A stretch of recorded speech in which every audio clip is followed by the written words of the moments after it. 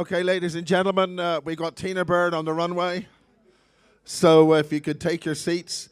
We do have some wonderful vendors here. Do spend lots of money with the vendors. It's your once-in-a-lifetime opportunity to get something once in a lifetime until next time. So Tina Bird will be talking about the scientific approach. Well, welcome to our audience. If we could mix off that. On Facebook, the BASES Project Facebook. We have got a Facebook dedicated site, and we're live streaming on that. It's called BASES TV. We got a website called BASES2025.com, and that's where these all end up on eventually. And that's done by a gentleman called Thomas, who's speaking later today, I think. Okay, Tina Bird, take it away. Thank you. Thank you very much. Thank you, Miles Johnson. Hello, everybody. Thank you and welcome to coming today on BASES 2025. And may I just say, Miriam, that was an absolutely wonderful lecture. More in store today. And don't forget, this evening there is a panel. So if anybody has questions, please stay for the panel this evening and you can ask as many questions as you like to all the speakers today. So a little bit about me. Today's speech is the scientific approach to alien abduction. Let me introduce myself. My name is Tina Bird. I hold a GSAT in aviation from Southampton. I have a diploma in nursing and midwifery. I've been a clinical practitioner for 10 years for the government. I worked in a treatment care programme. It's a human modification behaviour programme between the UK government and Oregon in the United States, in conjunction with Maudsley Hospital. It was a privately funded by the government programme for 10 years. I was part of that. I'm also an international renowned author of the book The Bonded, The Truth About Alien Abduction. I have a diploma in ufology and a diploma in investigation. And I'm also looking at doing one in cryptozoology. I also sit on the board for the Health and Safety Executive at My Wild Wildlife, which I've been a part of for about 10 years now. I've been a long life abductee for some 54 years. I have 8 years within the field of ufology, and I've been abduction specialist for about 8 years. And because time is limited today, I've had to cut down the talk, so I've had to take out psychology studies for today, false memories, neurological brain function, media influences, fantasy, and pre-modern history. So we've cut that down, literally for today. Oh yeah, thank you. Okay, so the overview of today. This lecture is focused on the whole picture of the abduction and the unanswered questions. So let's have a look at the questions. The effects of abduction and exposure, impacts and the cost of abduction, defence and protection, justice and accountability. So let's look at the scientific reasons for the cause of abduction, apart from the Universal Act, a random act of the universe. So I've broken these down into two categories for today. So we looked at this is a scientific review. We did this through CIA reports. Professor Gary Nolan from Stanford University, working within the United States Air Force, or the CIA, the government. But his findings have been released to the public. So I'm not quite sure who funded them, but he was approached by the CIA to do that. My good friend Dan Bongino, he's got a little clip from him later. He also releases it through the American government now. And so we looked at that, and we looked at other work for today. So the other things we looked at were acquired chromosomal mutation, which is DNA. This would also raise questions going further of where are we made, did we develop, and does this stand with the Darwinism theory of his book 1859 from Origins? Is it a type for blood typing, rare blood genomes, or is it just the DNA group for DNA? Are we being harvested for our organs, tissues, a basic blueprint for reproduction? To make clones of? Are we souls for vessels? Is it that why they are taking us? Or are we a food source? It's just like we eat animals on this planet. We are part of biologically of this planet, apparently. And we are animals ourselves. Or we looked at it from a different point of view. So again, we look at different theories. So this is panspermia theory. So this is, are we an invasive species on our own planet? Were we left here? Did we come here by the panspermia theory? But basically, it's like bacteria that came to Earth that grew, things like that. Again, that would be natural selection, but that would also mean, were we put here for another reason? If we think back to the Darwinism theory, again, did we develop here? This also leads to further scientific questions. If we did develop here, why are plants poisonous to us? The sun rays kill us, water drowns us, and cold freezes us. Again, we don't have fur, we don't have natural fur or abilities, and we also are 2 chromosomes short away from the great apes, and that's a big gap in evolution. This raises other questions about Rh negative blood and the haploid groups that go with that. If we did arrive from sub-Sahara, then where did O negative blood come from? Because it wasn't here for millions of years. Mammals and animals don't have it, it is just human beings. So where did this come from? As it didn't exist till 2,000 years ago. So again, this has looked at chemical causes for natural selection. So the other side of the coin for that was chemical. So chemical compounds were all made of things and bits and pieces, as is the universe. So this led us to look at parts of what would entice abduction. If we were experiment or we grew here, you still need to be tested. So we looked at radiation exposure. This would be backed up by scientific research, historical research, military and scientific studies, and scientific outcomes. We looked at drug treatments, which also would be a natural cause, but also man-made. We looked at chemotherapy, medicines, medical techniques, human immune systems, and evolution over time. And again, natural exposure to radiation and the long-term living effects of us living in an alien environment. So we had a lot to go through. So this is Professor Gary Nolan from Stanford University. Great in his field, tremendous. He released 2 reports. One is classified and one was declassified. He recently, within the last few years, has declassified another report, which we'll go into in a bit. So how do we come to these scientific conclusions? With human technology has come a long way, hand in hand, in fact, with since the days of Roswell, with medical procedures. In the last 100 years, humans have taken leaps and bounds. But in this modern era, and today, we now look at things called empirical medical evidence, testimony, data, and things like that. So empirical evidence or empirical proof is now commonly known as, used to be called, evidence without a doubt. We've surpassed that now. Again, we look at Michio Kaku later and what he's had to say about it. But with these modern techniques, the evidence is more up-to-date, more present. We can handle data better. So Professor Michio Kaku has said, and again, so has Professor Gary Nolan there from Stanford University, that we are now in modern times, all data is now classed as commonly evidence without a doubt, because the insurmountable data now outweighs any question of doubt. It is now down to the soothsayers and government to provide this does not happen. So you no longer need to provide data or proof or any evidence, because if you stand up in court today and give evidence, that is empirical evidence in court. So testimony, data and reports, photographs are all classed as evidence and empirical evidence. Empirical medical evidence, we'll have a look at in a moment. This is a part of empirical medical reports, which means you've had a scan, you've had it looked at, it's been reviewed and reviewed by peers or medical personnel.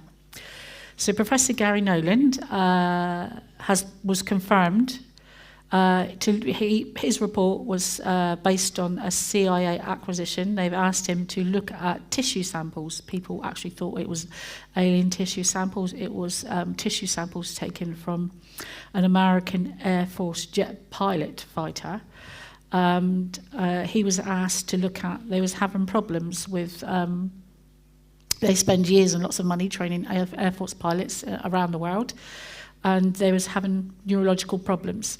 So he was asked to look at why they were suffering neurological problems. But it wasn't said until the report was released that his specific goal was to look at a certain aircraft test pilot. And the issue was a UFO flew underneath his ship at speed. So you can imagine how fast a Tomcat flies, very, very fast. And this UFO didn't stop underneath his ship, didn't hover, it came extremely close, went underneath his jet fighter and flew off. Now, the findings of that was what you need to take into account. He's a jet fighter pilot. He has a protected helmet on, protective clothing, and protected shielding beneath the jet fighters. So when he landed, they did tests, x-rays, and took microscopic samples and tested those samples. And what they found was alarming. They found that a test pilot in his plane or fighter briefly, so 2 seconds, would a UFO been underneath his plane, 1 or 2 seconds? The proximity of the UFO gave him slight brain damage. But what was more astounding and horrifying is that Professor Gary Noland tested the ground crew, and he found I think it was 12 members, but you'd have to read the report. The jet fighter landed on an aircraft carrier, the ground crew came out, did its business, went back. He tested their clothing, tested them as he tested the pilot, and found that the ground crew had more substantial brain damage and biological tissue damage from radiation just from being underneath that jet fighter. So remember, the jet fighter pilot wasn't taken, the UFO did not interact with the jet fighter, it was in close proximity in the air. So this pilot was affected just by a UFO flying underneath him. And radiation can travel through anything. So, and don't forget the ground crew wear suits, fire suits, radiation suits, and they are protected. But the findings were astounding that they all suffered this damage. So they looked into it, which was another one. And this, as you can see, is his outcome. And he calls it white matter disease. It's a new discovery, and it's only from exposure from a UFO propulsion system, because UFOs have a different radiation signature. So that's how they can tell. So just from seeing this thing or passing by you at a distance or close proximity can damage human tissue. So this is Nick Pope. He also, I think this one was from 2011, released a report to say on Fox News confirming that these scans and tissues from abductions, this Pentagon report he talks about, and UFO encounters were military personnel that had been abducted. So not again, this proves abduction does happen. It proves that there are negative side effects to it.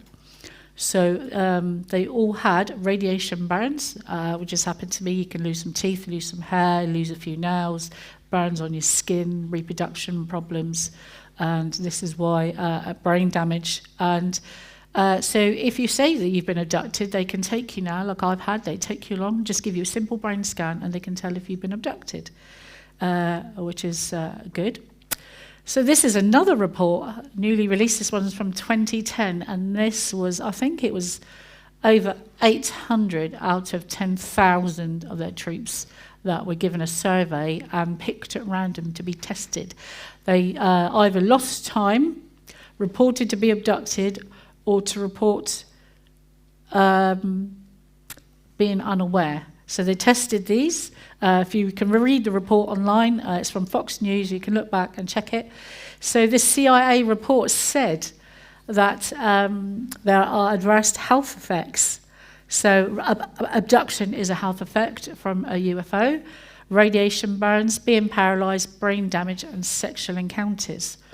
Under sexual encounters, they found that women had been impregnated, DNA didn't match, miscarriages normally happened, or pregnancy disappeared within weeks. And when they say disappeared, not miscarriage, one day it was there, they had a scan, next day went in for repeat testing, and pregnancy was not found. Or they've been in, on a case like mine, tested you for pregnancy. Yes, you got the belly, you're pregnant, blah, blah, blah, took you in, and there's nothing in there at all. It's all dissolved. So yeah, that was Nick Pope on News Nation and another Pentagon report. So again, this proves that abduction is real. They've known for years. They don't know who the perpetrators are. And if the US or any military defense personnel are being damaged, they're human beings. They're just like us. They're your brothers, sisters, your children, your loved ones, but they're just in uniform. So this does go a long way. Again, this backs up other reports. But what more it is damning, this is really a negative scientific outcome, because military back up theirs with facts. But the human population, people like me and you, are at greater risk. And this is why I like to bring awareness about, if you can get radiation burns from being within close proximity, miles in the sky, what do these things do when they're near you, or they take you, or you're abducted? Okay, but it also goes a long way to opening a positive question up. What should now be looked at today? Public safety should be now looked at as a priority within the military or the government for health effects. Public exposure in every country, people who have witnessed UFOs. So if you've witnessed a UFO in your property, just say quarter of a mile away, half a mile away, but that thing's lingered over your trees or over your cow shed outside in your garden, that has now irradiated your animals. That radiation's going into the food chains, the children's or calves or horses, mares, chickens, food stock. Your grandchildren play in that field. You go out in that field. You plant your vegetables in that field. It's now contaminated part of the food chain and the human biological growth chain. So why is nobody looking at that? If they're more worried about a jet fighter with protective clothing on, then what about you and what you eat? Also, so if you're near animals, buildings and children, so the biggest scientific concern that should be immediately looked at is the dangers that UFOs and craft pose to our Earth's environment, again in the air. So the amount of people in airliners and aircraft pilots with passengers on, again, you guys on holiday, a UFO has surrounded your ship, gone around it a few times, shot off and come back. How much radiation have you been exposed to? You won't know the long-term effects of that because the government hasn't told you, but they know it affects their pilots immediately. So if it's affected their pilots and you've contaminated radiation, you've not had treatment, you can go home, lay in your bed next to your son, your daughter or your wife, sit on the sofa with your grandchildren, and you've just dosed your 18-month-old grandchildren with radiation. So it's as simple as that. Why isn't there more done about that? Needs to be looked at. Again, so the other thing is, they come all these millions of billions of miles, say, to come here. What is it about Earth that makes them crash? So they do have, like from Roswell to modern day crashes, even today. So if it's lightning, atmosphere charge, do they come from another dimension? Have they been here all along? Again, where we put in, they were here first, and they're just seeing what we're like. But if they crash into our fields, you're radiating land. Radiation doesn't go away. It's there for hundreds of years.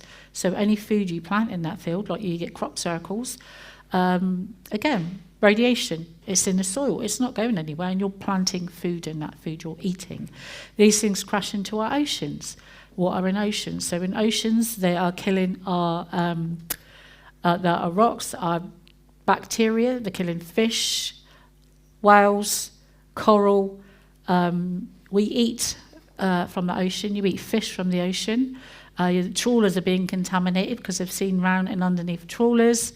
Again, any marine fish or animal that lives off the sea is being irradiated and killing our oceans with radiation, and you and your children swim in that on holiday. So that's nothing that's ever been spoken about. The next important scientific question is medical attention. So the military get medical attention, but who is protecting the public? Who is testing you for radiation when you come out to sea? Who is testing you for radiation when you get off a plane? These are things the government doesn't want to tell you because there's either no answer or they have to pay you some type of benefit, bereavement benefit, life benefit. If you're having small doses at one time, it's going to make the population infertile. And I know a lot of people have touched on that subject. But recently, where I come from, the next county over, Hampshire, where UFO sightings have been a lot in the last 50 or so years, especially since I've lived there. Population decline. They have massive population decline and people being infertile in Hampshire now, that they're closing schools and merging schools, not just one or two, we're talking many. So there's been a massive decline even with the influx of people coming into the country. So again, no one is looking after us, no one's testing us. So what are other, for people that don't know, other things in the news? So people don't know, we just go back a few years now because we've drawn a line under Roswell, that was 70, edging on 80, 90 years ago. You want modern things. So the picture there on the right is a, I think that's Professor John Mack in the picture, I'm not quite sure. This young lady is called the Colaris Island Incident. It happened about the time the Vietnam War ended, I think about between 75 and 77. It's off the coast of Brazil, and there was a 2-year war. What happened in the Colaris Island is there was nothing there. It was used as an outpost during the war. And I think the only medical research they had there was a nurse's hut. A nurse lived on there, an American nurse from the war that helped the local indigenous people. There was nothing on the island. All that was there was a couple of fish huts, maybe 50 to 100 people lived there. It was just used as an outpost.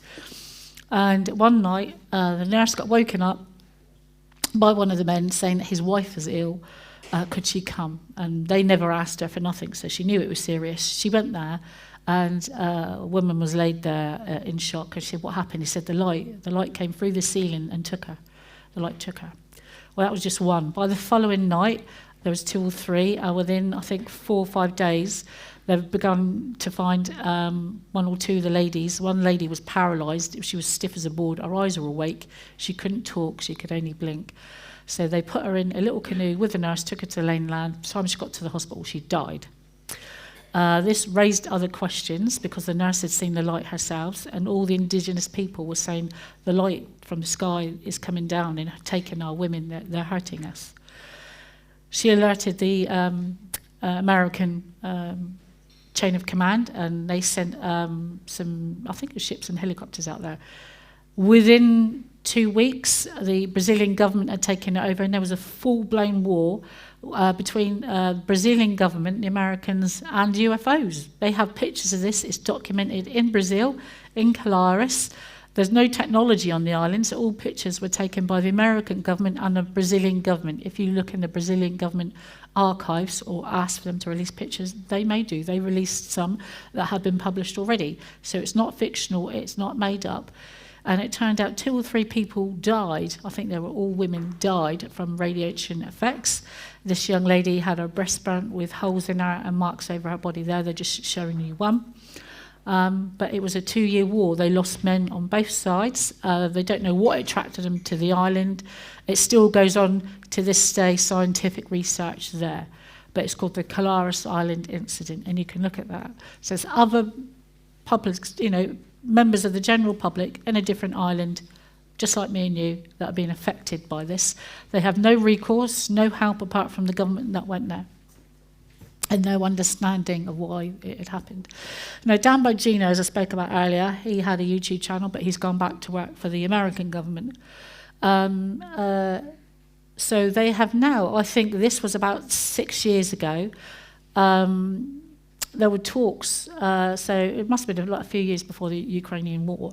Russia came forward and said that they wanted to release global news, and they have different packs and things like that. And they disclosed that they had lost pilots, and China had lost, I think, the total when this report was released was 6 to 8. So that was, I think it was China, United Kingdom, America, Russia, and 4 or 5 other countries. Brazil, I know, was one of them. And they've lost millions of pounds in jet fighters that have disappeared. Jet fighters were sent up, never found. Jet fighters were sent up, and when they were attacked upon from the UFOs that gave chase to get them, were shot down, and pilots were lost. Millions of pounds in training and pilots, but it still costs lives when they intervene with a UFO. Okay. So these are just some of the effects. So this is my evidence. So the true cost of contact. Again, there is no recourse for humans, no recourse for abductees, and the truth of contact. People ask for empirical medical evidence nowadays. So Aini came forward. I wrote a book called The Bonded, The Truth About Alien Abduction. And anyway, a retired police officer looked at the case. I came forward because my partner was seriously ill. And we were both suffering radiation burns and sickness. We've both been ill. We've been admitted to hospital and had tests and scans. This is recently from, this is only 2 or 3 years ago. I broke my foot. I fell down the stairs, snapped my bones in my foot, they call it Jones's break. But when I had an x-ray, they found this. This is on my left foot on the top, and they found that chip. You can see microscopic drill marks in that. And they said they couldn't even do that with modern technology today. It's inside the bones with no scarring on the outer tissue. Above it, it's just been drilled in. They don't know how it got there.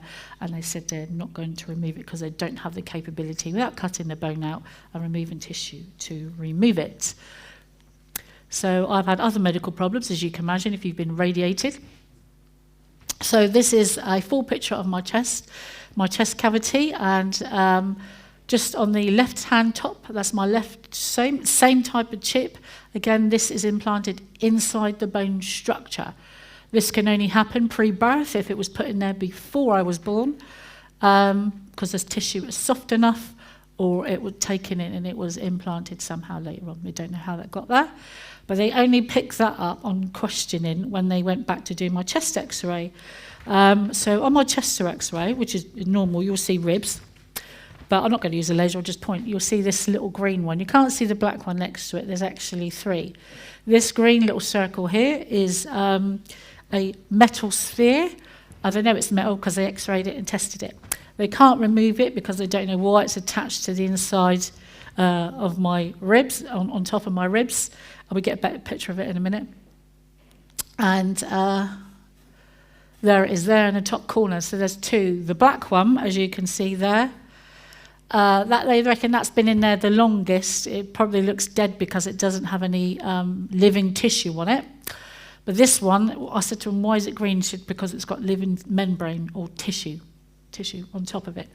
And it goes straight into what they could tell was my ribs, down into my lungs and up into my brain stem. They don't know where it goes from there, but they can't remove that. So, and that's been investigated by the hospital, by the X-ray department, and by the same person. I now have a chest heart implant I had to have last November. So they keep track of that, and it's on my app as well. They give me a little nifty app to keep track of that. So other things. So these are just some of the other things that I've endured over the years and things that have happened. So this one here, as you can see, it looks red here. That was glowing red like a beacon. I wake up one night, 2, 3 o'clock in the morning, bright white flash, didn't think nothing of it. My leg hurt for a day or 2, and it started to swell, and then this bread, it looked like a rash, but it was inside, and I had to go to A&E, and they photographed it. And it was like a bright red light just shining from inside my leg like a beacon. They said it might have been a bacterial infection. They never knew nothing about it. Other times, so when I was taken when I was younger, you find out I was about 6, 7, and you say that you come round. I was awake and all I could see was this black grid over my legs and there were burning holes in my legs. So if you lit a match and put it in jelly, that's what it looked like. It didn't smell, didn't burn, couldn't feel it at the time. I thought nothing. You don't think nothing of it as a child, but when you have it done as an adult, like years later, if they're testing you, you have other issues. So the same points here, you'll see. I'll get the swelling on my leg was that there is probably about 1.5 foot across. It does not do it justice. So if you get up or bang my leg or fall over and hit my leg, this is what happens. It's absolutely horrendous. This is what happens. And on another picture I'll show you in a minute, you get massive lumps that just grow out, come out my body all over the place. So this here is, I had to have a couple of series of serious operations. I've had to have an organ removed. I had to have lots of other tissue removed. I've got medical reports to back that up. So I had to have one of these. I grabbed my mum's door handle one day and a big lump come up in my hand. You see the scar there. I've had it removed. They plastered my hand up, had it bandaged up to my elbow. The night I did it, they sent me home. I was awake. Right, flash. Pain stopped. Woke up in the morning, nothing. I just felt a bit irritated. Pulled the bandage back at the bottom and there's a hole.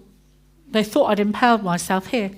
Straight through my hand, it went in here and it came out here. And they don't know where the hole came from, so I went back to the unit, went to my doctor, said go straight back to hospital. Went straight to the hospital where they'd done it, x-rayed it and found that there was another chip back in my hand. This time it's further up in my palm, right next to the blood supply, and they cannot take it out. So this one here, I had pain in my mouth and jaw. I'm recently waiting to have my jaw removed. They said it's dissolving from the back in. They're not sure. It's not a type of arthritis they've seen before. It's affecting back from my brainstem to the back. They were going to do it at Odstock Hospital, but I believe they're going to do it at Portsmouth now. So I'm in line for a jaw replacement, but I get pain in my teeth. And when they took me one day, it's like, oh, go back. You don't want to see that bit yet. Missing all the good stuff now. I get a pain, and when I was taken, it's like metal ants were drilling my teeth, and my teeth were drilled to nothing. It felt like they put them back together with like chalk. It was horrible. It's like a reoccurring nightmare.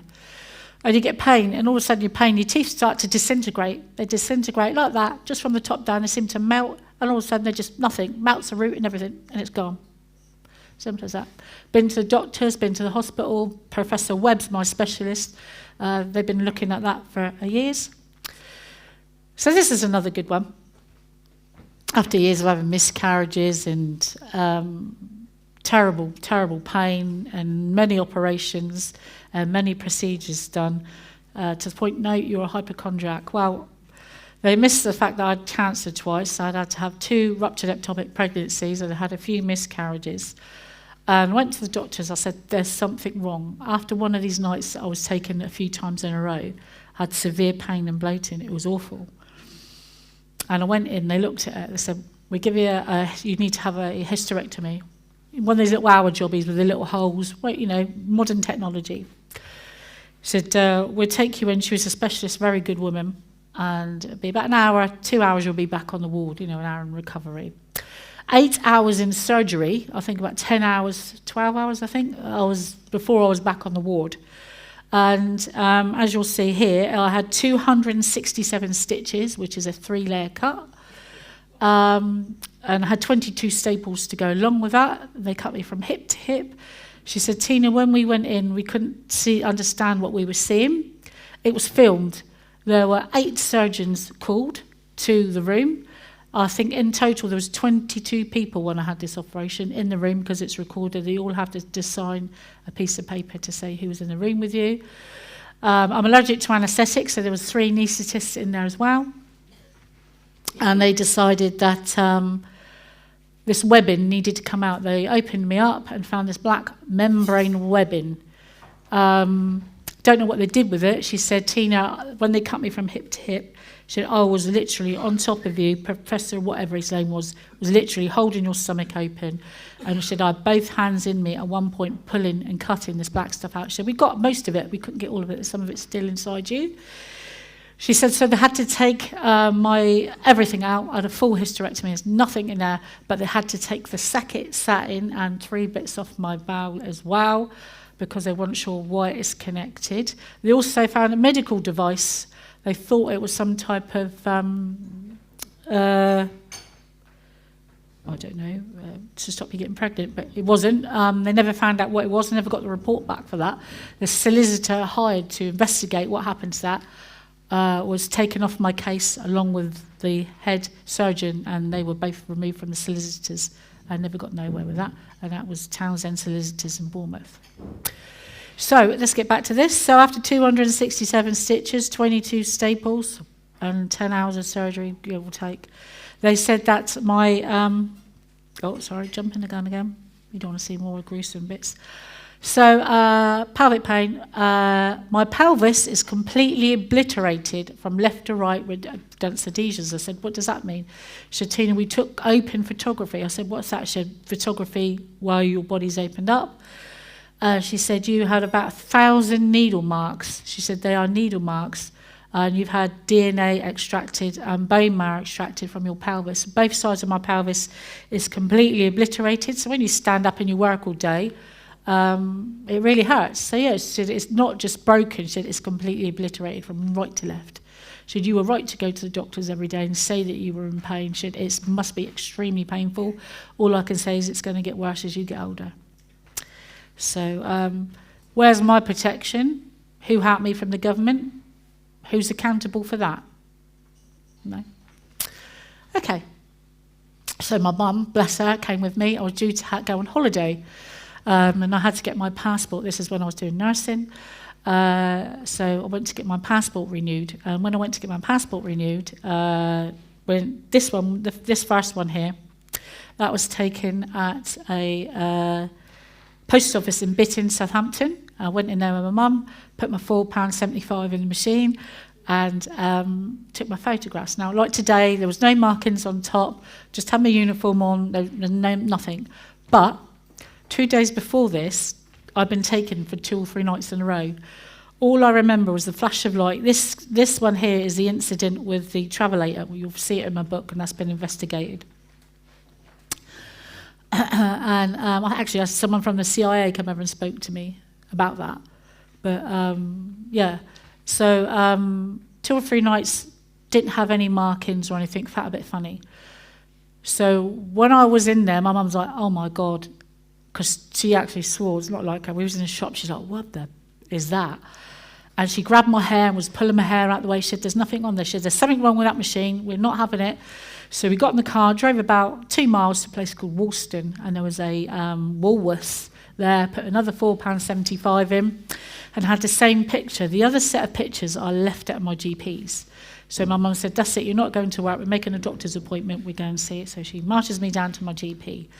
When I go in and see my GP, I said, I went in, have these photographs taken, and I put 2 sets down. I said, one was from Woolston and one was from Bitton. And he said to me, he got a pencil out, he didn't even touch the photos, he got a pencil out, pushed them back towards me and said, Tina, he said, unless you tell me that you're in severe pain, he said, I can't send you to hospital, you obviously need to be looked at. He said, he checked underneath my armpits, my eyes, my ears, my nose, opened my mouth, looked up my nose, checked my chest, my back, pushed my legs. He said, I can't see any sign of injury. However, he said, marks like this are called deep tissue marks you get from surgery. So when someone's had surgery, deep surgery, you don't get like markings, you get a little bit of yellow bruising come up. He said that's deep scarring from a lot of pressure. He said it's not choking. He said it's too low for choking. He said it's not kind of anything else. He said it looks like something's taken like your body weight or you've been restrained in some way. He said my best bet, he said, is I'm not telling you to walk about naked. He said go back, photograph yourself. He said, and if you find marks anywhere else, he said, I think I know what's happened to you. He said, if not, go back in about 4 or 5 days' time, take another set of prints. He said, and if the bruising looks substantially reduced, he said, then you know it's an effect, it's happened, it's your body healing. So this was the first set. I left the second set with the doctor. I went back this time. I think this was taken at Woolworths and Woolston again, and you can see the remarks have been severely reduced. So this is from an incident I remember being hung up on a travelator. And there was hundreds, by the way, I'm not the only one to say this, I've seen hundreds of people up there. They were all awake, but they were asleep, there was hundreds, so I'm not the only one. So this is another piece of, this is what they call evidence without a doubt, as same as the hysterectomy, is what they call empirical medical evidence. So this empirical medical evidence, there's 2 reports, one from me and one from my partner. This happened from the same night. Now, from this evening, my dog, I have 2 dogs, didn't make a noise, didn't see the dogs. My dog suffered a bit of decline, wasn't well. And within a year, he'd passed away. And he's worth more than a child to me, my beloved dog. And so I said I want an autopsy done, and the only thing that they could find was his blood and T cells in his body were all damaged by radiation. So my pet had died from radiation poisoning. But this, so from this incident, what happened is, as I woke up and I saw this thing next to my bed, literally it was like 2 foot away from me. If I could have grabbed it, I could have easily, but I was just stunned. I think they were putting us back. Literally, this thing was about this size, skinny, looked like about the size of an 8 to 10-year-old, so thin, didn't look like anything I'd ever seen, and I work in a zoo. He was missing, my partner was missing. This thing crouched down, but it crouched at the hips. Didn't look like anything I'd seen before. And it bent down to look at pictures of my dog, and I had a little doll on my bedside cabinet, and there was this bluey-green light coming out from the side of the wall. Anyway, I woke up in the morning, blacked out, because this thing didn't want to communicate with me, but it knew I was awake. Everything went bright white light, and that was it. Next thing I know, I wake up, my partner's sat up in bed next to me, holding his throat. I said, what's the matter? He said, my bum hurts and my throat hurts. Since that day, he lost a couple of stone in weight within a month, maybe 2. We were getting nosebleeds. I was vomiting blood, not a little bit like projectile vomiting of blood. He was 2, went to see the doctor, I'd lost a bit of weight, and he said, I'll send you. He said, you probably got an ulcer or something. So he sent me out to see a professor. I can't remember what his name was, it's on there. And when I went in, now when they give you a endoscopy down the throat, like a camera thing, there's a little screen, you can see it going down and have a look yourself, and they like lay you down. So I had this endoscopy, and all I could see is a black webbing inside my stomach, the same type of webbing that this nurse, this professional had been on about, and she said that it looks like scratch marks, like some type of tool's been used. So this is 2 foot inside your body. You can't fake that. It's inside your stomach. You can't get in there. You can't fake that. Problem is, my partner, a week later, went to see the same guy I did, and he has exactly the identifying marks as I do, at exactly the same depth within the body from the same night of being taken. That is empirical medical evidence. And this is the reason why I came forward, because they said my partner didn't have long to live. They said he had cancer, but they couldn't find him. They couldn't find what cancer it is. His cells weren't right. Same thing they said about my dog. So this is what I mean about pregnancy and things like that. You can go to bed fat or what have you, unhappy. I think I was about late 40s when that was taken, and it happened a few years before that. I woke up and it was like that. Went to hospital, because you don't normally wake up with things like that. About a day and a half, went to hospital, and they told me it was a result of pregnancy. I said, I'm not pregnant. I said, I can't be pregnant. I said, I've had a hysterectomy 10 years ago. How can I be pregnant? No, it's a result of pregnancy. Give me a scan. There was nothing in there. And they don't know why. All my hormone level was up, but no. And then a day later, I went to sleep, woke up, and nothing was there. Completely gone. So these are the lumps I'm talking about here. You can get them here. This is a scoop mark from my breast. I went to sleep the night, woke up, and I was on this metal bed. And there was these 2 things leaning over me, 3 of them, and there was blood spouting from my chest. And I was quite happy to leave me there to die and move on to someone else, but the one that knows me made him fix me. I remember that, and I've been so petrified in my life. So at the bottom of my legs here, you'll see scars. That's from a bike accident, and so is that one there. But these 2 here, at the bottom, these are marks that I've had since I was a kid, and again when I was taken later on. What's interesting about this is I went to the UK, had so people who's had their cases clarified and investigated go to like a once-a-year meeting, and there's like astrophysicists there or people like that. And last one I went to was in Birmingham. David Hodron organised it. It was a Birmingham UFO group. Great gentleman. He's quite well renowned in that field. And it was like a contactee group. And another lady, after David said, I need to show you guys something, put my pictures up. She starts crying. I thought, oh God, has it upset her, offended her? She rolls her leg up, and they have her photographs there, same because they've got a little file on you like that. And she has exactly the same marks at the same depth, because they're measured as well, at the same depth in the side of her body, at the same spot, on the same leg, which I found really interesting. So other things, so side effects and lasting effects. So it was agreed that telepathy can be a side effect of abduction, visions, dreams, things like that. Infertility is a massive one. Sensing UFOs and UFO activity, that goes along a lot with things that people were saying earlier. Debilitating health, and it only gets worse as you get older. There's no cure for it. Emotional and physical trauma, separation from society, prone to other contact. Now, the other thing aside of that is, the bit I advocate for is, what about all the people they've locked up wrongly for just saying they've seen a UFO, not even saying that they've been abducted? What about the people they've locked up here in the States and around the world from saying that they've been abducted? Those people aren't getting their lives back. They're not getting their jobs back. They're not getting time with their families back. Who's compensating them? Are these people even let out of prisons now? Are they still in psychiatric units? And there's got to be thousands of them, let me tell you. Who's doing that? I mean, they know these things are happening. The government are investigating. The military's investigating. So when people say the government, they think the military. No, there's a different branch. So you get the government, which is a statute government, the people that you vote in, they're investigating it, and our Defence Department, which is the military, are investigating it. Two different things. People get the same thing mixed up all the time. So who's looking after them? Who's compensating them? Who's getting their lives back? People are ostracised. Their family are ostracised. You lose your jobs. Your friends don't talk to you. Who's giving them all that back? But they're right. These people are right. You know, they've got evidence to back it up. Who's looking after them? So the impact and factors. So again, abduction is viewed as a negative thing within human societies. We are animals, and we must look at the whole thing, you know, purely as the whole picture. Who and what gives a person a right or qualification to say this doesn't happen when it clearly does? Again, Michio Kaku's turned around and said there's overwhelming data they can't even sift through. It's going to take them the next 50 years to sift through the data, and that's using a computer. Abductees have absolutely no recourse whatsoever. They don't get compensation, nowhere to report it, no other medical help, and no way of stopping it, more importantly.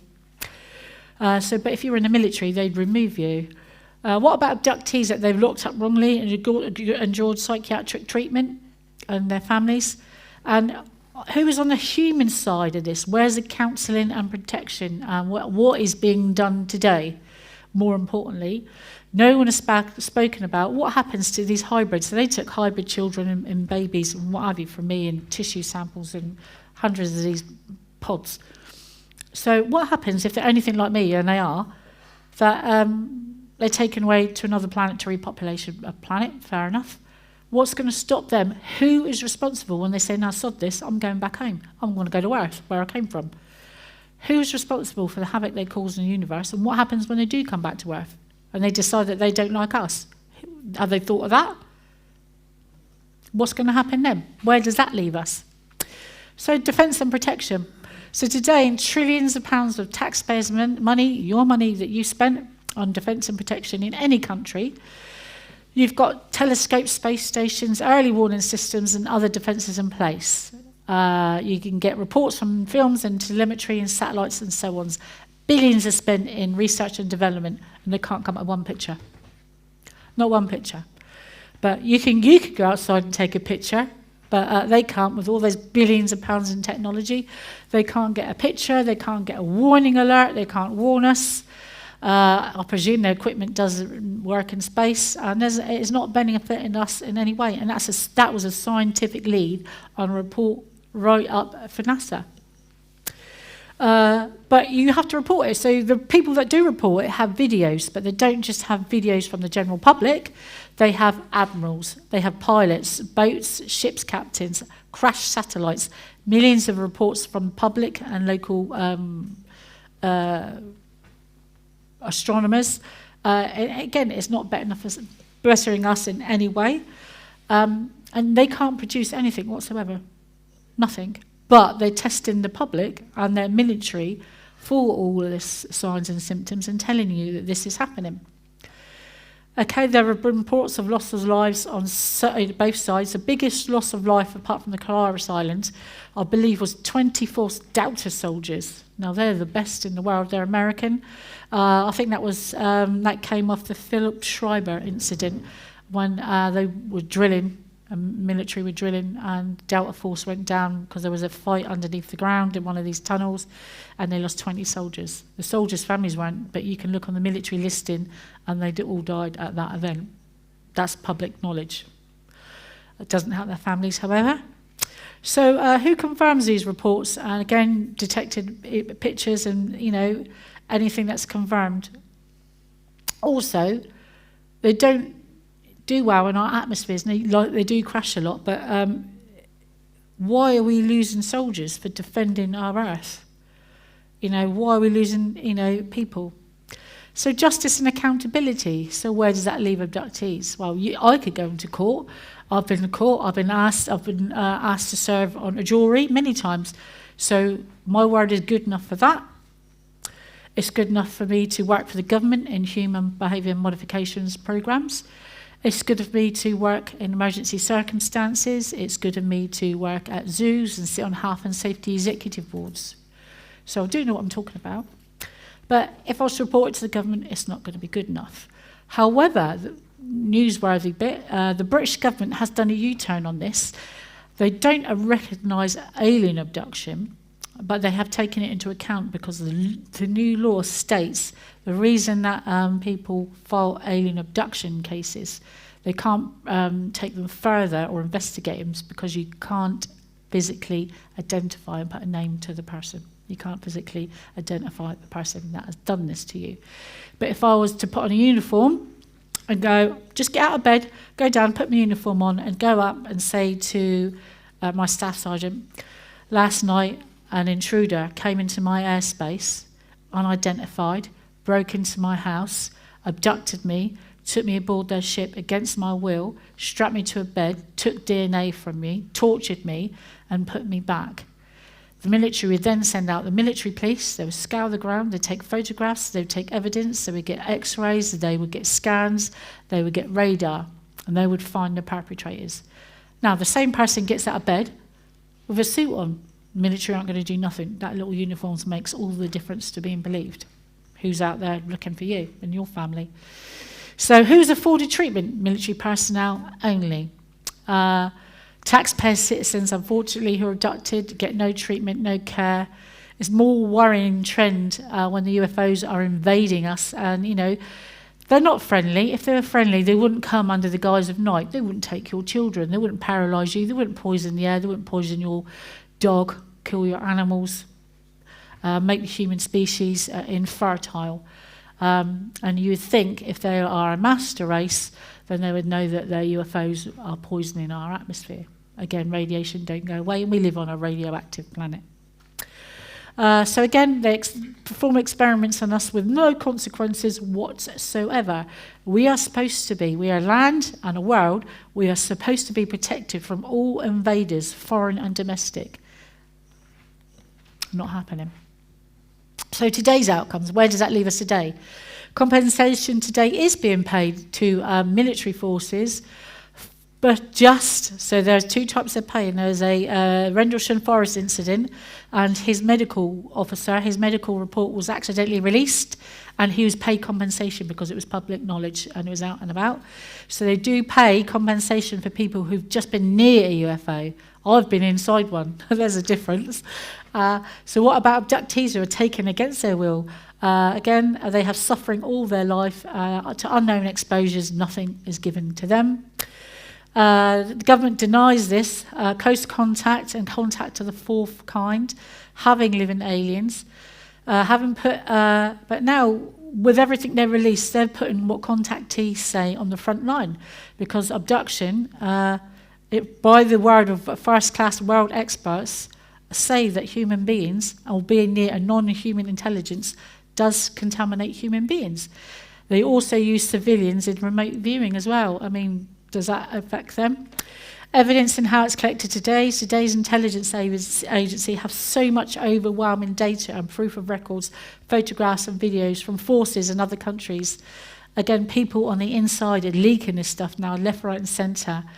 Are we prepared for the next step? We're on the precipice for the next step of human involvement, in more than one way, but where that road will leave us.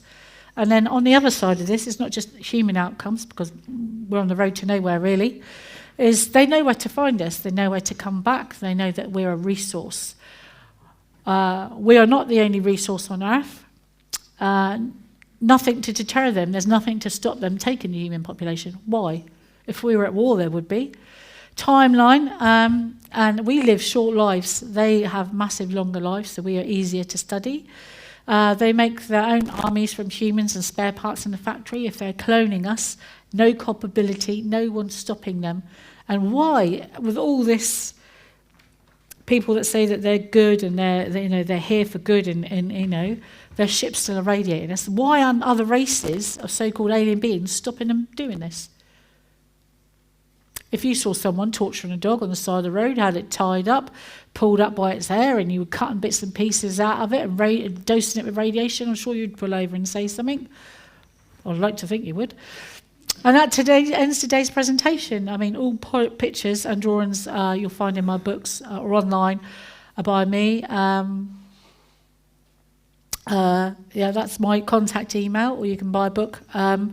Don't forget there's panel questions tonight, so if you have any panels, I've brought some drawings with me. You can come and have a look at my drawings at any time. And I've been Tina Bird, and thank you very much for your patience and listening to me today. Thank you very much, Tina. Ladies and gentlemen, we've got to understand this isn't some kind of holiday camp. There's very serious things going on, and this SSB stuff is nasty, it's not good. And there are real things happening with real people, and there are real attacks happening from very nasty people. So thank you very much, Tina. My pleasure, thank you very much. And on the next on the runway will be Julie Phelps.